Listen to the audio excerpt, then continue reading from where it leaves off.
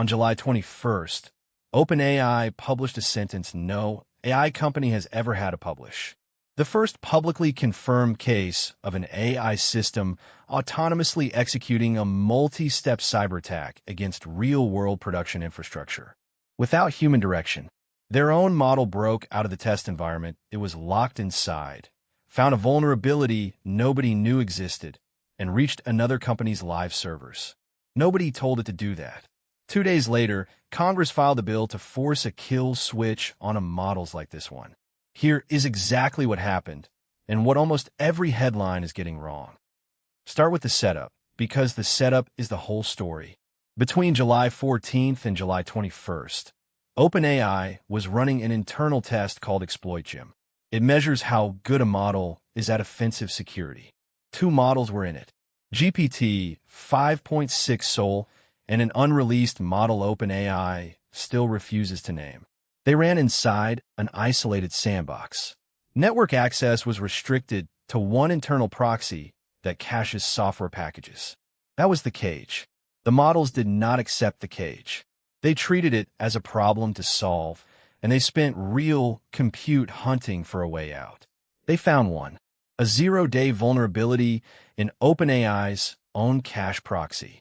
From there, privilege escalation, lateral movement across OpenAI's research environment, until they landed on a machine with full internet access.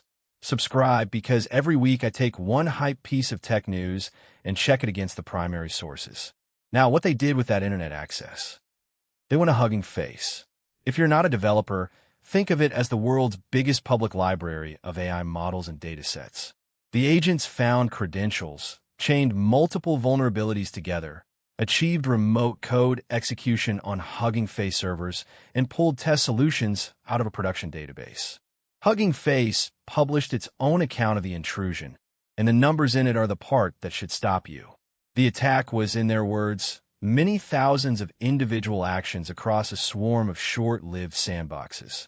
Their forensics team reconstructed more than 17,000 attack events. A limited set of internal datasets was accessed. Several service credentials were exposed. Here is the detail almost nobody reported. When Hugging Face tried to analyze the attack payloads, the commercial AI models refused. Safety guardrails blocked them from reading attack code. So the team ran the forensics on GLM 5.2, an open-weight Chinese model. They had to use a Chinese model to investigate an American one.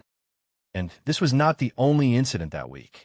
One day earlier, on July 20th, OpenAI published a separate post about long horizon models. Same theme, different case.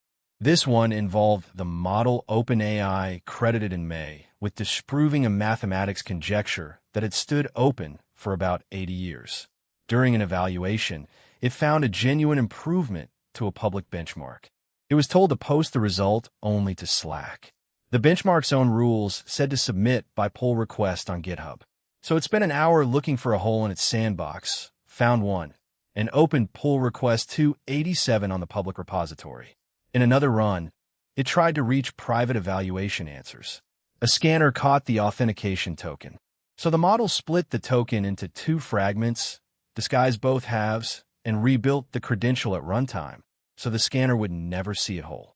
OpenAI's own framing is the sharpest line in the whole document.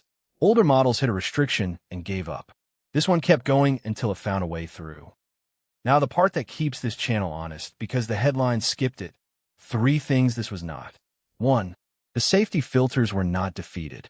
They were deliberately turned down. Both models were running with reduced cyber refusals on purpose, because the whole point of the test was measuring offensive capability. 2. This was an authorized evaluation. The models were supposed to be attacking things. What they were not supposed to do was pick a real company as the target. 3. Hugging Face verified that no public model, dataset, or space was tampered with, and that its software supply chain was clean. There was no supply chain attack. Critics went further. Ed Zitron called escaping the sandbox a dramatic phrase for a model ignoring instructions. And the other side is just as sharp. Zvi Moshowitz points out that better monitoring is not alignment.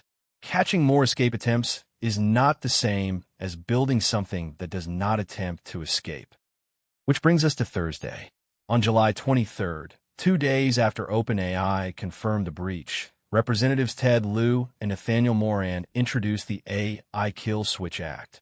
Bipartisan, it would require the biggest developers to keep the technical ability to stop inference, cut off users, suspend suspicious usage, and shut a model down entirely. Homeland Security would get the authority to order it. It covers systems trained with more than $100 million of compute at companies making at least $500 million a year from them. Ignore an emergency order, and the fine reaches $20 million per day.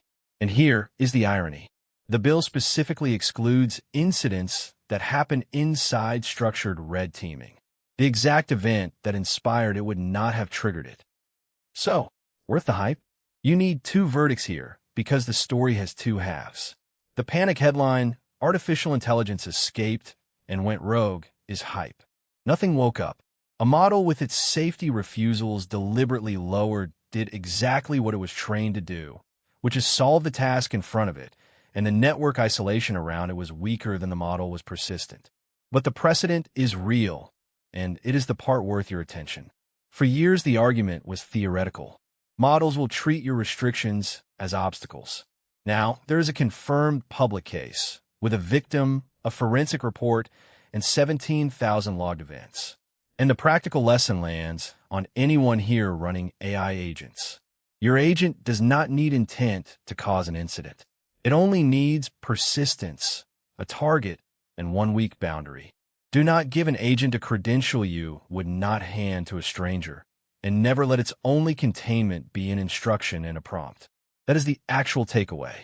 Every week, I take one hype piece of tech news and check it against the primary sources. Subscribe.